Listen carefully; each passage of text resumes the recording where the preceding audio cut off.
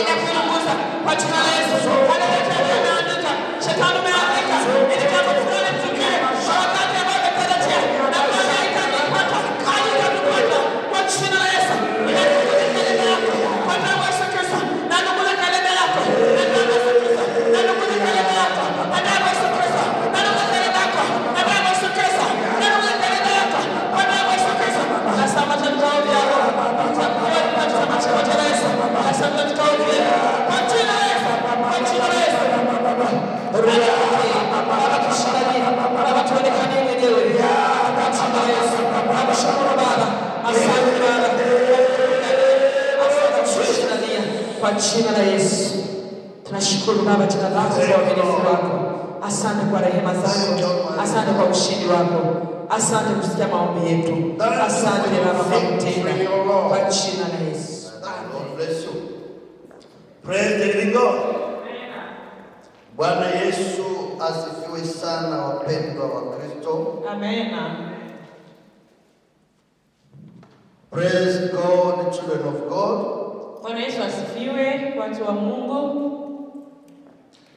We really thank God for this beautiful moment again. Tunashukuru Mungu kwa muda mzuri huu tena. Can you turn to your neighbor? Turn to your neighbor. Say to your neighbor, you are shining. Ambia jirani yako, wewe unaangaa. You are shining. Unaangaa. Amen. Amen. Amen. Thank you. Asante. Amen. Amen. Yes. So, these last days we've been talking about a subject which was very crucial. Tulikuwa tunazungumzia teme ama kiingilio cha neno ambacho ni kipekee sana. Actually, we had a subject we were dealing with. If you followed the 4 preceded teachings, we had a subject we were dealing with. It was to enter the promised land. Tuko na teme ama kichwa cha neno ambalo tunafuata hizi juma 4 zimeisha, yote inaendelea kusema kuingia katika nchi ya ahadi. To enter the promised land was the subject. Ile ndio ilikuwa kichwa ya neno. Amen. Amen. But under this subject we have different themes. Lakini chini ya ile kichwa ya neno ambayo nasema kuingia katika nchi ya ahadi, kuko na tem zingine. Amen. Amen. For instance, number 1, we talked about the command to enter in the promised land. Amri ya kuingia katika nchi ya ahadi. We talked about number 1, the first step, the command to enter in the promised land. Ya kwanza tulisema ya kwamba shurti amri ili uingie katika ahadi, nchi yako ya ahadi. Because in every encounter, in every blessing, before you encounter that blessing, before you enter at that particular level, before you shift to another level, there is always a command. Kwa maana kila mara kabla uingie katika baraka yako fulani, kila mara kunakuwa kuko shurti ama amri. And God has given us commands before we come to heaven. Na Mungu ametupatia hizo amri kabla tuingie mbinguni. And we know the commands of God. Na sisi sote tunajua amri za Mungu. They are 10. Ziko 10. Amen. Amina. They are 10. Ziko 10. Which tries to put the Bible together. Ambayo zile amri zinafunga Biblia kwa umoja. Number 1. Ya kwanza, first command from the Lord to enter the promised land. Ya kwanza amri ya Mungu ili uingie katika nchi ya ahadi. Honor the Lord your God and never worship other gods than him. Wewe umwabudu Mungu peke yake, usiabudu mwingine Mungu. This is the first command. Hiyo ndio amri ya kwanza. Don't worship other gods than him. Usiabudu miungu mingine ila ni yeye peke yake. Neither yule man. Hapana, usiabudu hata yule man. Neither Elohim. Hapana kuabudu wale wa Elohim. Neither whatever other God spoken by people, made by people, God of stones, of Baal, never. Only God, honor him as him creator of you. Hapana kuabudu kitu chochote kimetengenezwa na mikono ya wanadamu kama mamiungu ya Baali, ila umwabudu Mungu peke yake. Amen. Amina. Number 2, ya pili, swear not the name of the Lord in vain. Usiape kwa jina la Mungu wako bure. Amen. That's the command number 2. Hiyo ndio amri ya pili. If you can write them, that you know them. There are 10 commandments. Kuko amri 10. Kama utaziandika, acha uandike tu, kwa maana ziko 10. Number 3. Ya tatu, honor the Sabbath day. Go to church every Sunday. Honor the Sabbath day. The Sabbath day. Ya tatu ni kwamba uheshimu siku ya Sabato na ukaitakase. Amen. Nimesema uende ukamwabudu Mungu wako. Means as a Christian we must go before the Lord, before the presence of the Lord. At least the day of worship, which is the Sunday, we must go to church. You have 6 days. The Bible says you have got 6 days to do whatsoever you want. But the 7th day, the day of the Lord, the Sunday, go to church. You do with our life. So hapa utaelewa kwamba wazazi wako wanachokufanya na maisha yako. Amen. Amen. They are not talking about your brothers and sisters. They will go, they will marry, they will have their lives. And your father and your mother will get back to you. Honor them. No matter how they are. Either they are rich or they are good or bad. Honor them. They get back to you. Say to your neighbor, honor them. Ambia jirani yako, heshimia baba yako na mama yako. Hallelujah. Haiseme juu ya wadugu zako, lakini nakuonesha mama na baba yako waliokuzaa unapaswa waheshimia. Amen. Amina. Hallelujah. Amen. The command number 5. Ya 5. Don't kill. Usiue. Say to neighbor, don't kill. Ambia jirani yako, usiue. Hallelujah. Amina. Say to neighbor, don't kill. Anasema usiue. The command number 5. Amri ya 5. And the command number 6. Amri ya 6. Don't commit adultery. Usifanye uzinifu ama usherati. Hallelujah. Amen. Don't commit adultery. Usifanye usherati. Don't make sex before marriage. Usifanye tendo la ndoa kabla ya ndoa. Hallelujah. Amina. And the command number 7. Ya 7. Hallelujah. Amen. Amen. Amen. Don't steal. Usiibe. Let your neighbor don't steal. Ambia jirani yako usiibe. Say again, don't steal. Usiibe. And the command number 8. Ya 8. Don't carry false witness to your neighbor. Usishuhudie jirani yako uongo. Don't carry false witness to your neighbor. Usilete maneno ya uongo kwa ajili ya jirani yako ama ndugu yako. Are you there? Umeelewa? And the command number 9. Ya 9. The command number 9. Ya 8. Number 9. Okay, ya 9 sasa. Amen. Don't envy your neighbor's thing. Usitamani vitu vya jirani yako. Don't envy, don't convey, or don't envy your neighbor's things. Usiwe na tamaa ya vitu vya ndugu yako ama usitamani vitu vya jirani yako. So whatever your mother, your father, your husband, your wife, whatever you cannot achieve in your home, don't cry for it because somebody else has it. Be satisfied with what you have. Ambayo kama wazazi wako hawajakununulia, hawana uwezo ya hiyo, usianze bililia, wewe tosheka na mambo ambayo uko nayo. Don't convey your neighbor's thing. Usitamani vitu vya jirani yako. And the command number 10. Na amri ya 10. The command number 10. Amri ya 10. Don't convey your neighbor's house. Your neighbor's what? Your neighbor's house. Or your neighbor's husband or your neighbor's wife. Usitamani nyumba ya jirani yako, wala mke wa jirani yako, wala mume wa jirani yako. It is about lust, but lust. Hiyo inamaanisha tamaa. This implies don't look at pornography. Hiyo yote inaenda na Biblia kusema usione vitu mafilme za ngono. Don't listen to worldly music. Listen to godly music which can build you up. Usisikilize muziki ya kidunia ambayo inaweza kuingiza katika hali mbaya. Hallelujah. Amen. Amen. Amen. Pornography is a sin. Kuangalia mafilme za ngono ni dhambi. Don't masturbate. Don't masturbate. Usijitosheleze. Hallelujah. Amen. Amen. Amen. Don't practice lesbianism. Usifanye kitu cha kusema mwanamke na mwanamke wanatoshezana. Don't practice lesbianism. Usifanye kusema mke na mke ama msichana wanatoshezana. Don't practice homosexual. Usifanye kitu cha mwanaume na mwanaume wanauana. It is forbidden. Hiyo imekatazwa kabisa. Amen. Biblically, spiritually, it is forbidden. Otherwise, you are heading to hell.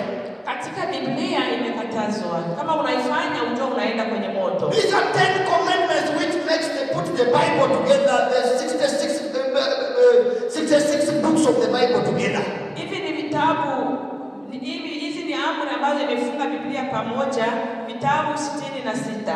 And when Jesus came, na wakati Yesu alikuja, he said this, akasema above all the 10 commandments, juu ya amri zote hizi za Mungu. Amen. Amen. He gave 2 which concludes all of them. Akapanda 2 ambazo zinazifunga pamoja. He repeated the first one. He said, love your God, your Lord, only as your Savior. God love him as your only God and Savior. Akasema wewe upende Mungu wako peke yake kama mwokozi wako. Pursue him with all your heart, all your mind, and all your strength.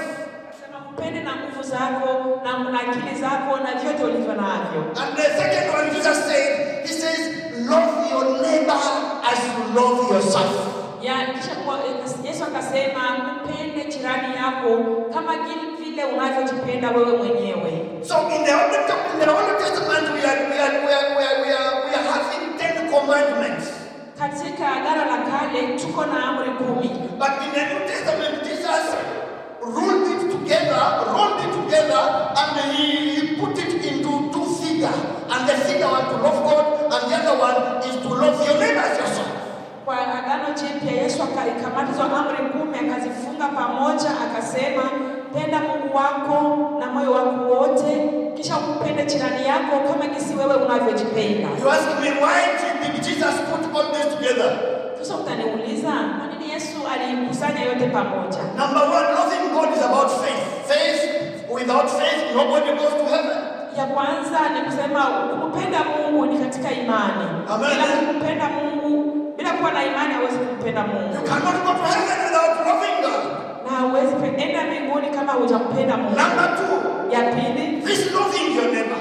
hii kupenda jirani yako. And Jesus is saying, Ambaye Yesu amesema, Mama Lucy, if I love you really you, kama ninakupenda kweli, I will not like you to this. I will not wish to destroy your life. siwezi kutakia mabaya. If I love you really you, Kama ninakupenda kweli, I will not envy your husband. siwezi kutamani mume wako. This is now sexual. The number 6 is implied. If I really love you, Sasa kama ninakupenda kweli, I will show you a good way to live. nitakuonesha njia nzuri ya If kuishi. I really love you, Kama I ninakupenda, will love also your husband. I will love you also your parents. nitapenda wazazi wako If pia. I really love you, Ninapokupenda, I will not speak lies against you. nisiwezi kusemea uongo. If I really love you, Kama kweli ninakupenda, I will not steal from you. siwezi iba kitu chako. Don't steal. Usiibe. Amen. Amen. Stealing is a command number 8, you remember. Tunakumbuka kama usiibe ni amri ya 8. It's a command number 7, you remember. Number 7. That was number 7. Ilikuwa numero 7. Amen. Amen. I will not steal you if I really love you. Kweli kama nikikupenda siwezi nikaiba vitu vyako. Amen. Amen. This is why Jesus covers all of this term by the Lord, by the term called love. Hiyo ndio Yesu akafunga hizo amri 10 kwa kichwa chote kinasema upendo. If I love my wife, Nikipenda mke wangu, I will not cheat upon her. sitamdanganya. I will not cheat. Kuchiti. Sitampita pembeni. Okay. Amen. Nikipenda mke wangu, sitaenda kulala na mwanamke mwingine pembeni. Huyu ananitoshelea, si ndio? Amen. Nikipenda mume wangu, mimi sitaenda pendana na mke mwingine kando. Huyu anafanya nini? Ananitosha. Ananitosha mimi. Amen. Si ndio? Amen. Nikupenda wewe, kama Mungu anasema tupendane, mimi sitaenda iba vitu vyako, wala sitaenda kudanganya juu yako. Mimi nitakupenda na moyo wote. Ndio 10 zile amri 10 zinafungwa na roho na neno upendo ambao Yesu alisema katika Agano Jipya. Amen.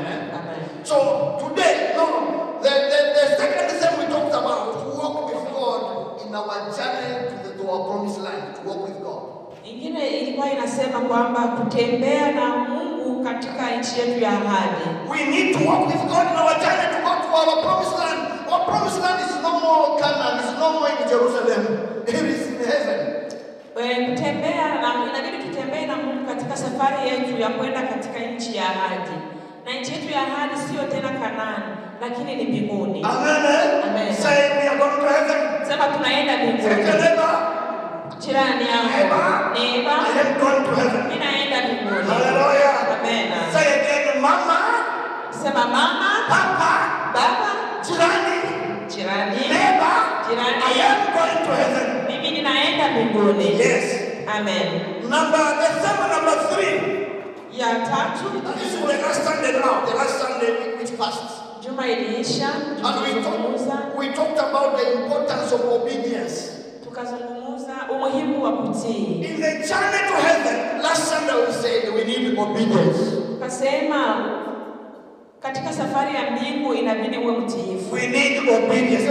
We need obedience. Ambia jirani yako tunahitaji kuwa na utiifu. In our homes we need obedience. Katika nyumba zetu tunahitaji utiifu. In our group where we belong we need obedience. Katika makundi tunamo ndani tunahitaji utiifu. In our families we need obedience. Katika jamaa zetu tunahitaji utiifu. Say to neighbor, we need obedience. Tunahitaji utiifu. Amen. Amen. Children, you need obedience to your parents. Watoto tunahitaji utiifu kwa wazazi wetu. Women, you need obedience and submission to your husband. Wake tunapaswa kuwa watiifu na watiifu mbele za waume zetu. Amen. Amen. Hallelujah. Amen. Men, we need obedience to God.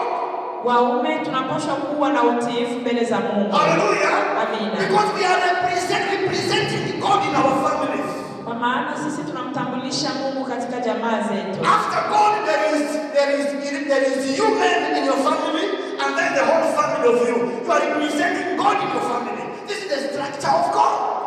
Ni Mungu alipangilia hivyo. Kisha Mungu ni mume, kisha mume ndio anasimamia familia yake. Amen. Amen. So a man has to obey God, go after God's command. Wewe mwanaume unapaswa mheshimu Mungu, uende kwa kila kitu Mungu anasema. Which implies love over family. Ambayo inaenda na kushikamana na kusema upende sana familia yako. Hallelujah. Amen. That's why the Bible says you men love your wives and the wives submit to husband. Say amen. Amena. Ndio Biblia ikasema wewe mwanaume unapaswa kupenda mke wako na wewe mke unapaswa kumtii mume wako. Why we are talking about it? We talked about this last Sunday. Kwa nini tunasema haya? We said about a king called Jabin king of northern Canaan. Tukazungumza kulikuwa mfalme alikuwa anaitwa Yohabin, alikuwa anaishi Kanaani. Amen. Amen. Mfalme Jabini alikuwa mfalme wa noro ya wapi? Ya Kanaani. Yeye alikuwa mfalme wa kule kunoro ya Kanaani. Alikuwa anaitwa Jabini. Si ndio? Alikuwa wa kusini wa mashariki mwa Kanaani. Ndio mfalme Jabini alikuwa anaishi. Sasa what happened with Jabin? Jabin was fully respected by other small kings who was in the land. Jabini alikuwa anaheshimiwa sana na wafalme wengine katika mji huo. He was a war initiator, battle initiator. Alikuwa shujaa katika vita. Amen. Amen. He initiated war against Israel. Akaleta vita katika Israeli. Against the Israelites, the children of Israel. Akaleta vita ili apiganishe wana wa Israeli. He gathered them all in the wilderness. Akawazungukia wote katika jangwa. He gathered all his kings together with him. Those kings he was leading, he gathered all of them, and they went into the wilderness to fight against Israel. Aliweza kuwakusanya wale wafalme wengine wote alikuwa anawasimamia ili waende kugombanisha wana wa Israeli katika jangwa. Amen, amen. Amina. Amen, amen. Amen. In Joshua chapter 11 you read that. Joshua chapter 11. Ukisoma Yoshua 11 utaona hayo. Hallelujah. Amen. But the Bible says, Biblia inasema, the more Jabin gathered his people to fight against Israel. Lakini Biblia inasema kwa wale wingi wote yule mfalme alikusanya watu wake kwenda kupiganisha Israeli. Amen. Amen. As long as God of Israel was together with them. Lakini Mungu wa mbinguni wa Israeli alikuwa pamoja na wao. They could never get conquest over Israel. Hata kama walikuwa wengi lakini hawakuweza kushinda wana wa Israeli. And they never got conquest over Israel. Na hawakuweza kupata ushindi. Amen. Amen. Because the God of Israel was together with them in their journey. Say amen. Amen. Kwa maana Mungu wa Israeli alikuwa anatembea na wana wa Israeli katika safari yao. Say to your neighbor. Ambia jirani. Say to your neighbor. Jirani. You too. Na wewe pia. You too. Wewe pia. In what you are going through. Yoyote unayopitia. In what you are going through. Yoyote unayopitia. The Lord is together with you in your journey. Mungu iko pamoja na wewe katika safari yako. Don't feel alone. Usijisikie uko peke yako. Amen. Amina. Even if people they reject you. Hata kama watu wanakukataa. You are saying neighbor you are not alone. Sema jirani haujakuwa peke yako. Wenzangu hauko mwenyewe. Amen. Amen. Amen. Mungu yuko safarini pamoja na wewe. God is with you on your journey. Amen. Amen. You should not get afraid or be dismayed. Usiogope. Because the Lord will fight for us. Kwa maana Mungu anayetupigania. He is still the Lord who will fight for us. Ni yule Mungu anaendelea kutupigania. The Lord of the night. Mungu wa usiku. He is the Lord of the day. Ni Mungu wa mchana And pia. that's somebody he never changes. Kwa maana Mungu hawezi kubadilika. Amen. Amina. Hallelujah. Amen. I want us to sing this song. Nataka tuimbe nyimbo hii. Stand up for 1 minute. Tusimame kwa dakika moja. The God of the night. Mungu wa usiku. Na ndiye huyo Mungu wa mchana ama wa asubuhi. He has not slept in your life. Mungu hajalala kwenye maisha. Take your seat. Kama nafasi zetu. Amen. Amen. So today Leo we are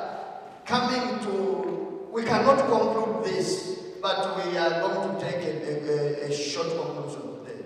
Tunaenda kukonklire hii na neno dogo. Because actually the reason why we come to church is not only to be healed, it's not only to feel, to respect God, it's also to go to heaven, into our promised land. The reason why we go to our church is to protect ourselves against the world, for us to go ready to heaven. Kwa maana shabaha inatoka kanisani sio peke yake tubarikiwe, tuponywe, lakini pia tupate neno tuweze kwenda mbinguni. Hallelujah. Amen. And today we are going to look at the consequences of disobedience. The consequences of disobedience. Leo tunaenda kuona shida ya kutotii. Amen. Amen. We said last Sunday, if you remember what was our subject of last Sunday, we said last Sunday that it is very important to obey God in our journey. To obey God in our journey. Tulisema Dimanche passé kama ni muhimu sana kumtii Mungu kwa katika safari yetu. When we obey, it's up to ourselves. It's for our benefit. Kwa maana tunapotii ni kwa faida yetu sisi wenyewe. Now we are going here to see the consequences of disobedience today. Sasa hapa tunaenda ona shida ya kutotii. Because last Sunday we saw what happened to the Israelites. Whenever they obeyed God, they were favored over their enemy. Kwa maana tuliona wana wa Israeli muda wote walikuwa wakitii Mungu, walikuwa wanashinda adui zao. Amen. Amen. They were not defeated. Hawakushindwa. Even what was impossible for them, the Anak people who were living in Canaan, whom the 10 out of 12 got afraid of. But Joshua and Caleb, out of the 12, who took courage and said, we are going to conquer them. Actually, as they proceeded in the battle and the Lord was together with them, they got victory over the Anak in Canaan. And they defeated them. They took over the land. Say amen. Amen. Tunaona wakati wana wa Israeli, Yoshua na Kalebe na wengine 10 wote walienda katika nchi ya Kanaani kufanya upelelezi. Waliporudi wale wengine 10 wote walisema kama waliona wana wa Anaki ni wakubwa hawezi wakawashinda. Lakini Yoshua na Kalebe walikamata ujasiri, wakashimama wakasema tutaweza kuwashinda, Mungu atatusaidia. Yes. Amen. So today we start from Deuteronomy 28:15, where we are going to talk about the consequences now of disobedience. Hapa tutasoma Kumbukumbu la Torati mstari wa 8 na sura ya 8 mstari wa 15. Hapana. Kumbukumbu la Torati sura yake 28 mstari wa 15. Deuteronomy chapter 28 verse 15, and we stop to somewhere 10. Deuteronomy chapter 28 verse 15, we are going to read when you are there, and we are going to talk about the thing called the consequences of disobedience. Hapa tutasoma Kumbukumbu la Torati 28. Tunaanza kukenze yake, tutasikia shida ya kutotii. Lakini itakuwa usipotaka kuisikiza sauti ya Bwana Mungu wako, usiangalie kufanya maagizo yake yote na amri zake nikuagizazo hivi leo, ndivyo zitakapokujia laana hizi zote na kukupata. Utalaaniwa mjini, utalaaniwa mashambani, utalaaniwa kapu lako na chombo chako cha kukandia. Utalaaniwa uzao wa tumbo lako na uzao wa nchi na mazao ya nchi yako, maongeo yako, ng'ombe wako na wadogo wa kondoo zako. Utalaaniwa uingiapo, utalaaniwa utokapo.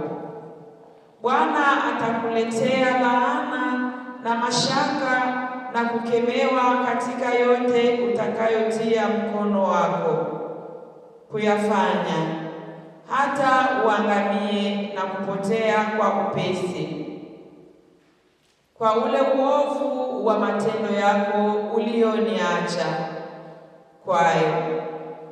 Bwana atakuambatanisha na tauni hata utakapokwisha kukuondoa katika nchi uingiayo kwa kuimiliki. Amen. Amen. Amen. That's the right verse to stop on. The Bible says, Deuteronomy 28:15. But if you disobey the Lord your God and do not faithfully keep all His command and laws that I'm giving you today, all these evil things will happen to you. Number one, the Lord will curse your towns and your fields. Number two, the Lord will curse your corn and your crops and the food you prepare for them. And number three, the Lord will curse you by giving you only a few children, poor crops, and few cattle and sheep. And number four, the Lord will curse everything you do. The Lord will curse everything you do. Number five, if you do evil and reject the Lord, He will bring on you disaster, confusion, and trouble in everything you do until you are quickly and completely destroyed.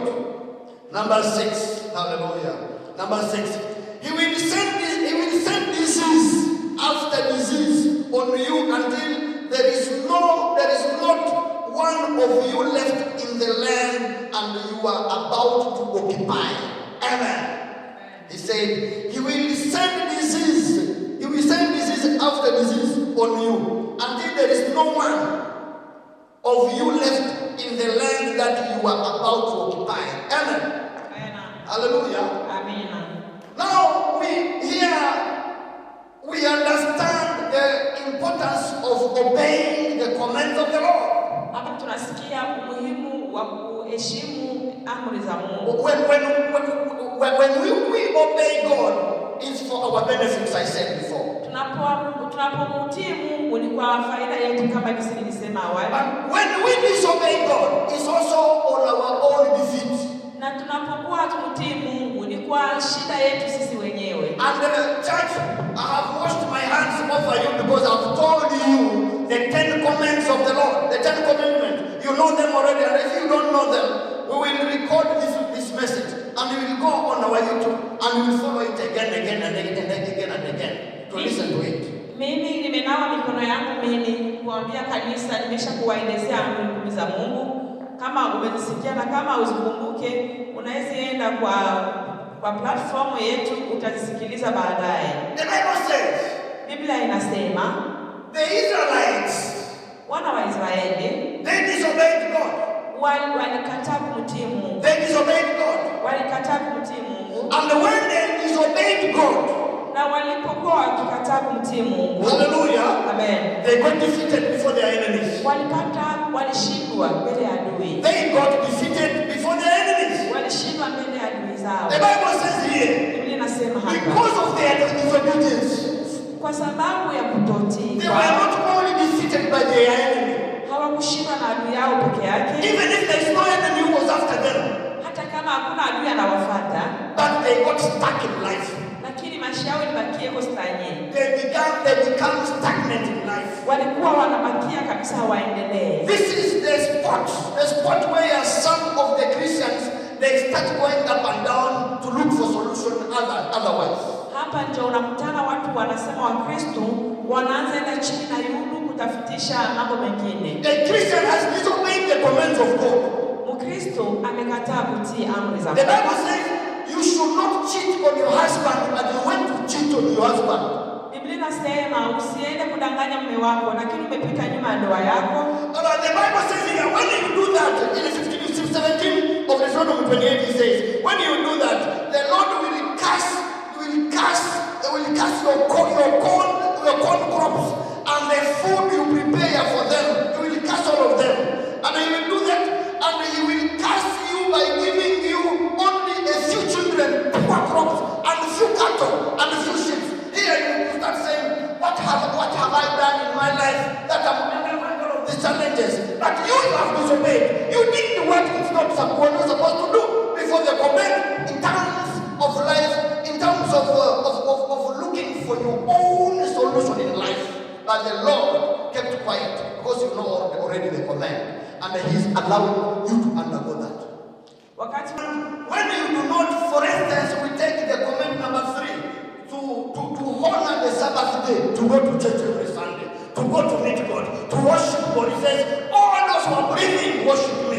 If you do not obey this, try to imagine what happens for you here. You will run to witchcraft even looking for solution. We run from pastor to pastor, but the Lord Himself allows it because we don't have time with Him. Kwa mfano kama amri ya 3 inasema tuheshimu siku ya Sabato, tuitakase, tule tumwabudu Mungu wetu. Sasa kama tunaenda kinyume, hatutaki kumwabudu Mungu, tunaanza pitia mambo mengine magumu. Njoo unaanza tafutisha namna gani unaweza enda kwa fumu. Naambia ndugu yako, ambie jirani yangu. Ambia jirani. Naambia jirani yangu. Mambo mengine unayapitia sio shida ya shetani. Mwambie mambo mengine unapitia jirani sio shida ya shetani. Mahali fulani uchatii neno la Mungu. Mahali fulani. Somewhere, just say neighbor. Jirani. Somehow, somewhere. Unakuwa mahali fulani. When you are undergoing affliction in your life. Unapopitia shida kwenye maisha. Somehow, somewhere you are not obeying God. Unakuwa mahali fulani haujamtii Mungu. You have disobeyed somewhere within the 10 commandments you have highlighted. Ni kusema kunakuwa mahali ulipita kinyume ya ile amri 10 ya Mungu. Perhaps you don't love others like yourself. Kwa saa zingine hauwapendaki wengine kama wewe. Like Jesus said, if you love yourself, you will not cheat upon Him. If you not cheat upon Him, if you not steal, He's good. You will not testify, give good testimony upon His life. You will not. We love Him like what we desire happen for you. We will also desire that it happen for your neighbor. Amen. And the Lord will bless you. Mungu atakubariki kama wewe unapenda wengine kama jinsi unajipenda. Kwa maana ile hauwezi taka ifanikie wengine, hautapenda ile haupende kufanyikia, hauwezi penda ifanyikie wengine. So when you disobey but not loving others like you. Kama sasa unaenda kinyume, haupendi wengine jinsi unajipenda. Amen. Amen. When you disobey but not being humble before your fellow, but not being submissive even before your husband, or without love as couples together where you are living. Now things begin happening. Wakati unaamua unasema wewe hautaki kuwa mnyenyekevu wala hautaki kuwa na amani na mwingine ambaye unaishi naye, mambo inaanza badilika. The Bible says here, Biblia inasema that you will enter into confusion. In number 20, you will enter into confusion. Kwamba utaingia katika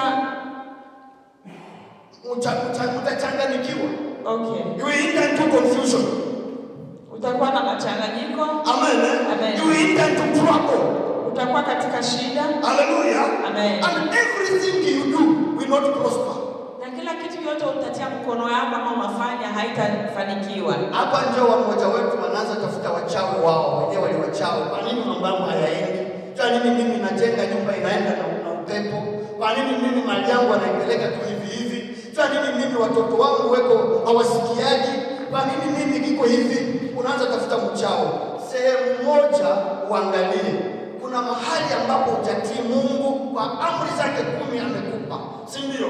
Lakini wakati unajifunza kumrudia Mungu, Bwana anasema yeye anarudia, anafanya majira yako kuwa mema tena, kuwa bora. Haleluya. Ishi tu wewe ubarikiwe, ubaki na zile baraka, lakini pia kwa mbingu yako. Ambia mwenzako kwa mbingu yako. Kwa mbingu yako. Amen. Amen. Say to neighbor, for your heaven you do that. Kwa mbingu yako unafanya hayo. Hallelujah. Amen. Now we move on. Joshua. We read the book of Joshua, chapter 7, verse 19 to 20. Joshua 7:19. Yeah. We start from 1 to 3 first. 7, 1 to 3. Joshua 7, 1 to 3. Yoshua 7:1-3. Lakini wana wa Israeli walifanya dhambi katika kitu kilichowekwa wakfu. Maana Akani mwana wa Kani, mwana wa Zabdi, mwana wa Zera wa kabila ya Yuda, alitwaa baadhi ya vitu vilivyowekwa wakfu. Hasira ya Bwana ikawaka juu yake na juu ya wana wa Israeli. Kisha Yoshua akatuma watu kutoka Yeriko mpaka mji wa Ai ulio karibu na Betvani, upande wa mashariki wa Beteli. Akawaambia akisema, pandeni juu mkaipeleleze nchi. Basi wakapanda juu wakaipeleleza Ai. 3. Wakarejea kwa Yoshua wakamwambia, wasiende watu wote, ila waende watu kama 2,000. 3. Wakaupige Ai. Usiwataabishe watu wote, kwa kuwa endesha huko, maana watu wao ni wachache tu. Tutawapiga. Amen. Amen. Soma sasa 19:20. Proceed now to 19-20. Joshua 7:1-3, and then we will jump from 19-20. Yoshua akamwambia Akani, mwanangu, nakusihi umtukuze Bwana Mungu wa Israeli, ukaungame kwake, uniambie sasa ulilolitenda, usinifiche. Akani akamjibu Yoshua akasema, kweli nimefanya dhambi juu ya Bwana Mungu wa Israeli, nami nimefanya mambo haya na haya. Amen. Amen. What we are reading here in Joshua chapter 7 is a story of the children of Israelites. Hapa tunasoma ni historia ngani ya wana wa Israeli. When the Israelites conquered Jericho, wakati wana wa Israeli walishinda Yeriko, the city of Jericho, walishinda ile mji wa Yeriko. Amen. Amen. The Bible says Joshua, who is Akan was one of the fighters of Israel under Joshua's leadership. Kulikuwa mtu mmoja alikuwa anaitwa Akana, naye alikuwa mtu mmoja katika wale maskari Yoshua alikuwa anatuma. Amen. Amen. So the Lord said to them, he instructed them, said to them, Mungu aliwaambia, whenever you conquer, wakati wote mtashinda, whenever you invade a city, wakati wote mnakamata mji, don't loot, don't take anything of those people there. Usikamate vitu vyao huko, but make sure you do what I commanded you to do. Exterminate all of them. Lakini wewe hakikisha unafanya kazi nilikwambia ufanye. Wale wote muwaue. Hallelujah. Amen. Don't take nothing of them. Na kitu vyao msichukue. Akan. Sasa huyo Akani, he was greedy. Yeye alikuwa sio mtiifu. He was greedy. Alikuwa mtu wa tamaa mbaya. He was greedy. Alikuwa mtu mwenye tamaa. Amen. Amen. He looked at things.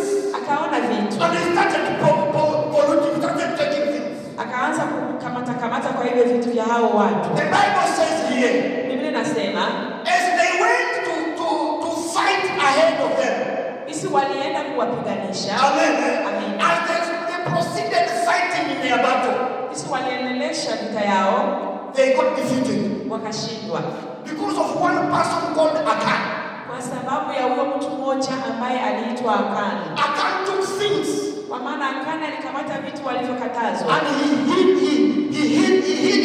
them in his tent. Alienda akakamata vile vitu akavifichika ndani ya hema lake. Amen.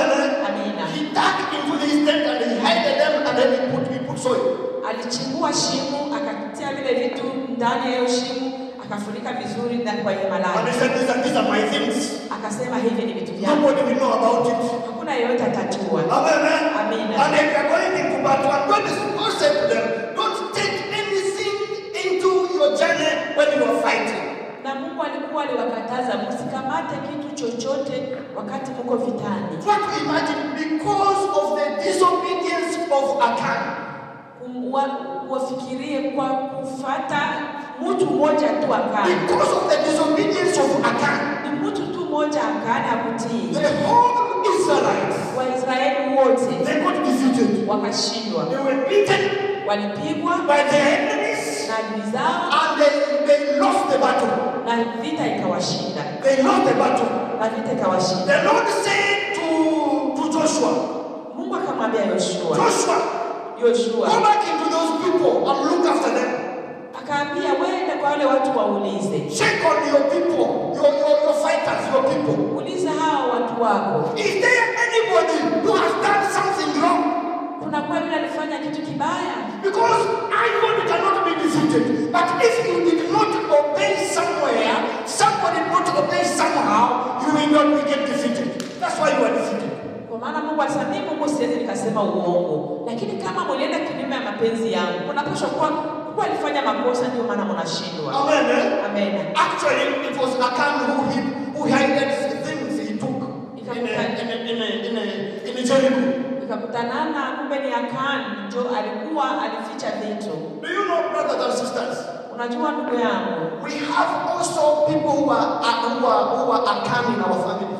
Tuko na Wakani katika jamaa zetu. Akani in our families. Katika majamaa zetu. You are facing circumstances, situation, affliction, and you ask yourself, why?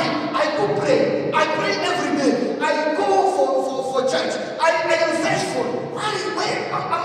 I'm not disobedient. Where is this coming from? But maybe somehow, somewhere, one of your family members can be your children, can be your husband, can be your wife, can be whoever in your cycle where you are, in your group where you are defeated from. You name it. It could be somewhere has disobeyed God. That's why you are undergoing that. It's not witchcraft yet. Kunaweza kuwa katika jamaa yako mko Akani. Inaweza kuwa ni mtoto ama baba ama mama ama yeyote yule ambaye anatuma mnapitia mambo ambayo inawashindisha. And always Akani in the family, they are the firstborn. They are people who are ahead of others. Na wakale wanakuwaka ni wale watu ambao wako juu ya wengine. Akana in our families, there are always people who are ahead of others. Akana katika jamaa zetu anapaswa kuwa anazoea kuwa ni mtu ambaye yuko mbele ya wengine wote. You see this Akana, he was a front fighter. Unaona Akana huwa Biblia alikuwa ni mtu alikuwa mbele ya wengine wote walikuwa wakipigana. Can I tell you a secret family? Niwaambie siri ya mafamilia. I'm happy because some firstborns are here. Ninashukuru kwa maana kuna watu wa kwanza hapa. Some firstborn in family they are here. Kuna kuwa watu wa kwanza katika familia hapa. Is there anyone who is firstborn in family? Firstborn. You are firstborn in your family. Kuna kuwa mtu hapa ambaye ni wa kwanza. You are firstborn in family. Are you firstborn in your family? Thank you.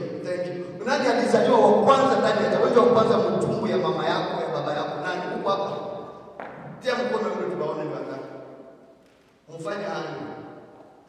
Kama uko mtu wa kwanza mwenyewe umezaliwa ndani ya familia, unajua macho ya familia yote iko kwako. If you are firstborn in the family, the whole eyes of the family is upon you.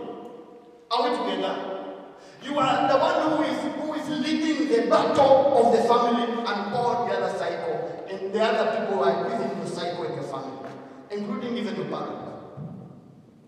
Ni kusema kama uko mtu wa kama ulizaliwa kwanza katika familia, watu wote wanakuwa huko wanakuangalia. So if you misbehave in the family, you are number one, firstborn. So kama unajikamata vibaya, wewe ndiye wa kwanza katika familia. Believe me, all your brothers and your sisters, they are looking after you. Uniamini, wakaka zako, wadada zako wote huko nyuma zako wanakuangalia. Amen. Amen. If you become disobedient to your parent, all your children, all your siblings, they are looking after you. Kama wewe unakuwa mkosadamu mbele ya wazazi wako na wale wadogo zako, wadada zako wote wako wanakufuatilia. As a matter of fact, you will find the behavior of the firstborn will look like the behavior of others who are following behind. We look that. We see that. It's always obvious. Mara nyingi unakutana maisha wala hali ya wale wadogo wote inafanana na ya ule mwenye alitangulia. So, if in your family, if If in your family, I'm not pointing a finger at anyone, but if you reach 45 years, you are not married. Often the time, all others, they will not marry before you. They will also reach that age that they are not married. If in your family you do whatever what you can do, which does not glorify you and your family, value your family and yourself, all others, they will go after you. And the same what you speak, what comes in your lips, the expression you express will be the same expression others they will carry. So if you marry, good. If you wed in a family, you are number one. All others, they will see you following wedding in church. They will go after wedding. Because number one, they want to be like you. Amen.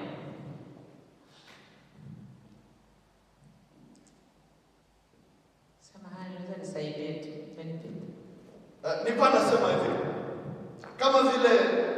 Kama vile wa kanisa naweza waambia, mujaribu kuangalia kila mara kama huko mtu ulizaliwa mtoto wa kwanza ndani ya jamaa. Inabidi ujione vizuri. Maana jamaa lote liko nyuma yako, watu wote uko nyuma yako, wadogo zako wote wanakuwa wanakuangalia. Utakutana mara mingi kwa familia mingi. Kama mtoto wa kwanza hakujua kujitafutia, na wenzake wote majamaa mingi unakutana wote maisha milele. Wazazi unakutana hawako fasi. Kama mtoto wa kwanza alipoteza muda wa kusoma, hakusoma, unakutana na wandugu zake nao hakuna motivation, hakuna kitu cha kuinspire. Nao wako hivyo. Kama mtoto wa kwanza ndani ya jamaa hakuoa, hakufanya harusi ndani ya jamaa, hii mtaniambia na mtaiangalia, mtaiona. Mtoto wa kwanza ndani ya jamaa hakuwahi kufanya harusi, alirendesa, alichukua tu kiastaship. Sasa tuko kwa kiasta, anaenda anajiwekea ndani ya nyumba. Wadogo zake mara mingi wote nao hiyo njia. Hawa ni waakana ndani ya jamaa. Huyu tunawaita waakana ambao wanafanya nini? Wanaacha jamaa wote, kizazi chote kama Israeli. Israeli ilipata shida sababu yote Israeli ilipata shida kwa vita waliopitia wote sababu ya mtu mmoja Akana. Mungu aliwaambia katika vita vyenu msiibe vitu vya watu wenye mnaenda kupigana vita. Akaiba juu yake Israeli yote ikapigwa katika vita. Sasa juu ya wewe ambaye pia uko mbele ya wenzako, Akana alikuwa mbele ya wenzake. Juu ya wewe ambao uko mbele ya wenzako ambao mnapigana vita. Vita jamaa, maisha ni vita. Katika jamaa zetu ni vita. Si ndio? Hapo vile wapendwa. Ndani ya jamaa maisha yote tunaishi ni vita. It's about battle. Hata Ukristo ni vita. Chochote tunachogusa ni vita. Ambao utakutana wewe kijana mwenyewe haukusoma, wenzako hawakusoma. Haukufanya harusi kanisani, wenzako kufanya harusi. Wewe ambaye mwenyewe ulisababisha jambo lile kutukia, unakutana mnaangamiza jamaa yote, unakuwa machozi kwa mama pale kwa baraka. Unakuwa machozi kwa mzazi aliyekuzaa. Unakuwa machozi kwa jamaa wote. Na unapokuangalia wengine watu wanatuliza, mama Lucy kwaje? Umewasikia mama Lucy kwa Ulaya? Msikitendaka Ulaya. Hapo ni tumaini. Ndio. Niko Ulaya ni tumaini. Akisikia mama Lucy alijenga kanisa sehemu fulani, amejenga nyumba na sisi tufanye yote. Yenyewe inawezekana sisi tujenge katika nyumba. Sio hivyo Ndio hiyo. Sababu Lucy kwa kwanza ungeliangalia vizuri utakutana kama ungekuwa mtoto wa pili au watatu wengi ambao wamefanya hivyo, hata wengine wote kama uko 10 ndani ya nyumba, wengine wote hawajali. Wanaona ni kawaida. Amefanya hivyo. Si mkuu wetu angalia atakuwa fasi yake. Ni sisi tungali sawa. Unakutana hakuna mwingine mwenye atajijua ndani ya jamaa sababu ya mtu mmoja. Si ndio? That's why if you are firstborn, I'm saying, pay attention. Whatever you do, the way you behave, has something to do with your siblings behind you. If you did not make wedding in church, they will never think to make wedding in church. If you did not decide to follow Christ, you are firstborn in family, the whole of your siblings, they will never have a feeling to follow God in their life. They will never. Because there is no example. They say, our big brother is there, our big sister is there. There's not, we are okay. even if there's no importance of that. You see, because of one person. Achan was a man like you, born like you, ahead of others. But because of Achan, the whole Israel they got defeated. Because of you who are ahead of others within your cycle can get defeated. It could be in your cycle where you are, in a group where you are studying, in a wherever environment where you are. Make sure when they make you a leader there, when they make you be a leader there, or you are working somewhere, you have class. When you have class, you are a leader. Make sure you show good behavior. Obedience. Obedience gives promotion, hallelujah. But disobedience brings curse and desolation. Or disobedience brings death, brings confusion. A home without obedience, hallelujah. There is always quarrel. You don't know where you are going. Who will do what?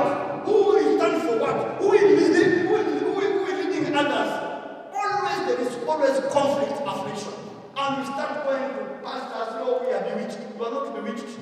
You are not bewitched.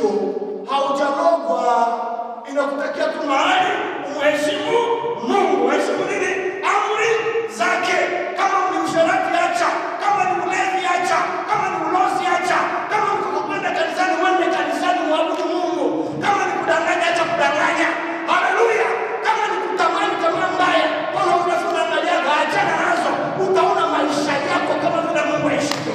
Yatabadilisha. Say amen. Say amen. Stand up where you want to go home. Choma kwenye kwa twende nyumbani. Nikuachie pale. I want to leave you there. And then you go home. I think I have reached to a point which God told me to reach to today. Concluding the message that I have brought, the 4 things that we have dealt with under our subject, to enter our promised land. We are about to finish the year. Mama, we are about to finish the year. Amen.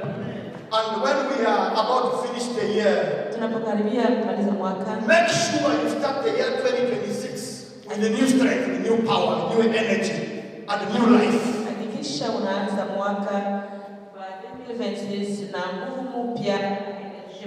Let other people out there envy you in 2026 when they look at you. Amen. That they may follow you to church where you go. You see, here will be many until 2026. If we only try to learn to obey God. Say amen. Amen. Raise up your hands. Hands louder and speak louder, dear Lord. I come before you. I confess my history of disobedience. I confess my history of disobedience. My stubbornness. I repent for turning away from you. I repent for turning away from you. Please have mercy on me. Please have mercy on me. And uproot any spirit of rebellion in my life. And uproot every spirit of rebellion from my life. Replacing it with your spirit, O Lord.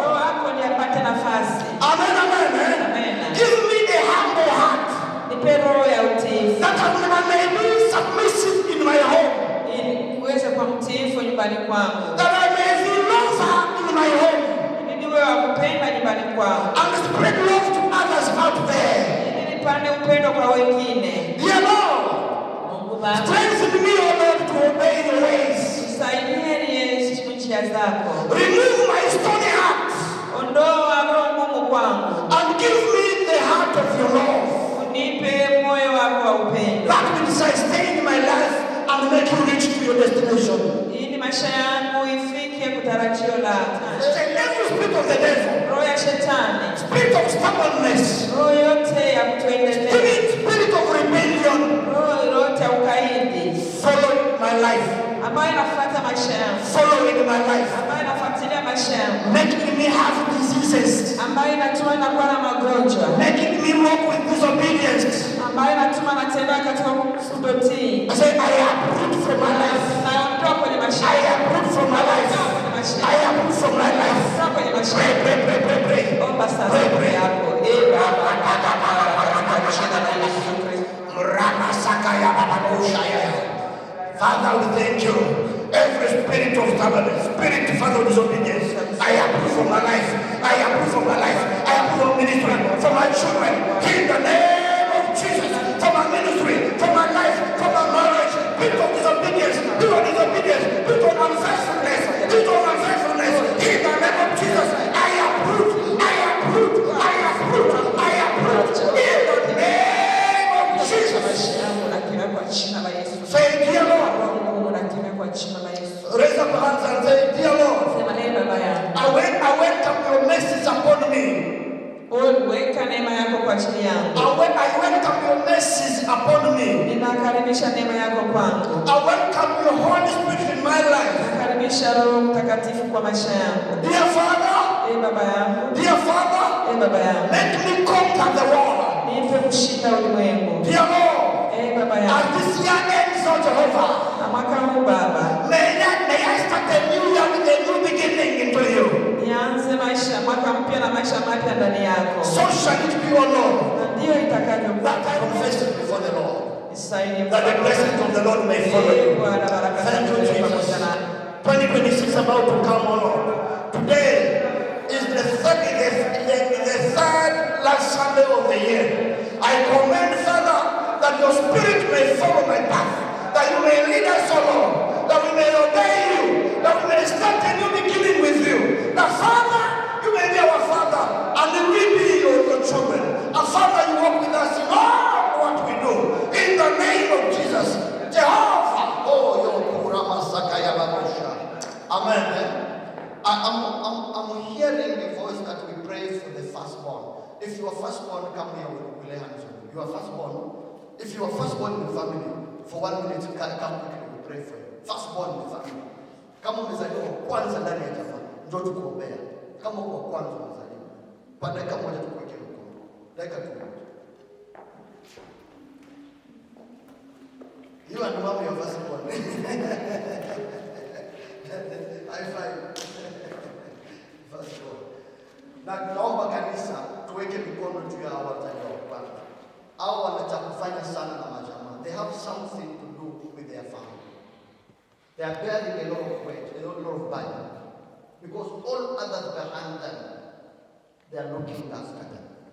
We need to pray for them that the Holy Spirit may strengthen them. What others may not reach to achieve, that they achieve, because they are the prototype of their family. That God may open doors where there is no door, where there is no way for them, that they may be light for others behind them. Then pray for them. Father, we commit them into your hand. We commit them into your hand. Thank you, Lord. I give you glory and I magnify you. Thank you for the life of this child, Mutombo, a young man born first in Africa in his family. I pray, Father, that you may gather angels to lead his life. That his path, Lord, may be led by you, because he's a lightning for his family, for his siblings. Father, I pray that whatever that not glorify you, spirit of witchcraft shall not prevail over his life. Yote ya uchawi haitamuona wala haitamshinda, maana yeye ni nuru ndani ya jamaa lake, kwa wadogo zake wote na faraja kwa wazazi. Bwana, moyo wake tembee na wewe, akili zake Bwana zifunguke mbele zako. Leo yako mfuate Bwana, nguvu zako Bwana ikufunike Bwana wewe mwema. Asante Bwana wa majeshi, ninaomba neema yako, kusudi lako litembee na Sharon. Ni wa kwanza, she's number one in family. Make her number one in life. As long as I follow her, she become testimony within her classroom, within her classmate, within her environment, in her career. Oh, comfort for her parent. In the name of Jesus, Satan shall not follow your life. You are a blessing and you remain blessing. In the name of Jesus. Father, I pray for Mama. May you bless her, O Lord. You are the one who decided her to be born number one in her family. Father, I pray that whatever other family members will not reach to achieve, that she achieve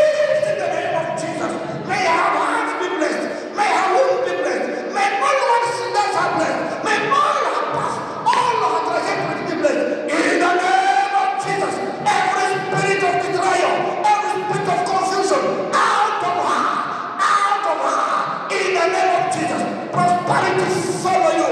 You are light and you are born to be blessed. In the name of Jesus, I bless you. So shall it be. Amen. Clap for God. Amen. Stand up and go home. Remember, 31st December is a day of our. It is a day of our crossover. Please, ninawaomba ninyi wote hiyo siku msikose, na watoto wenu na ndugu zenu na kila vilivyo vyenu vyote mje navyo kwa chakula, mkordone chakula na wamama, mjaribu kuongea wamama namna ya kuleta kila mmoja chakula kwake, tupate chakula ya kula ile siku hapa, na wenzetu wengi watakuja, wageni wetu tumealika. Msikose kitu mtu anaweza kufanya ndani ya maisha. Mtu anaanza mwaka na Mungu, anamaliza mwaka pia na Mungu. Tunaenda maliza mwaka ya 2025 mbele ya Mungu mwisho wa mwaka. Haikuwaki siku Mkristo anaweza kukosa kanisani na kuanza mwaka mwingine mbele ya Mungu, bali mtu anakuwa amemaliza na msingi. Tunasema heri mwisho mzuri kuliko mwanzo, lakini mwanzo ndio tunataka pia misingi ya mwaka yote, si ndio? Kwa hiyo kupitisha mwaka mbele ya Mungu, kuanza mwaka mbele ya uso wa Mungu ni heri kuliko hata siku zingine zote za mwaka. But I'm saying, do your best to not miss 31st December. 31st December, if you are Christian and you love God, there are two seasons in life. Where you start the year with the Lord, you lay foundation. And where you also end the year with the Lord. The Bible says, better the end than the beginning. Where you end the year before the presence of the Lord is better even than all other days in the way throughout the year. So it's better to start always and to end the year before the presence of the Lord. We invite the mother to coordinate the food. We have our different guests who are coming up and down, near and far. And here will be all of us here. Let us all of us come earlier on time. 21 p.m. we are here. Saa 3 za usiku tumfanye yote tuwetu hapa. Wageni wetu wote tutakuwa tuko nao. Tunaanza makesha yetu hiyo saa. Na Mungu atakuwa pamoja na sisi. Tusimame twende nyumbani. Tusimame twende nyumbani. Weka mikono juu. Sema pendo la Mungu Baba, neema ya Yesu Kristo na ushirika wa Roho Mtakatifu uende nasi na uwe nami milele hata milele. Kama unapumua sema amen. If you are breathing, say better amen. Say better amen again. Clap for the Lord.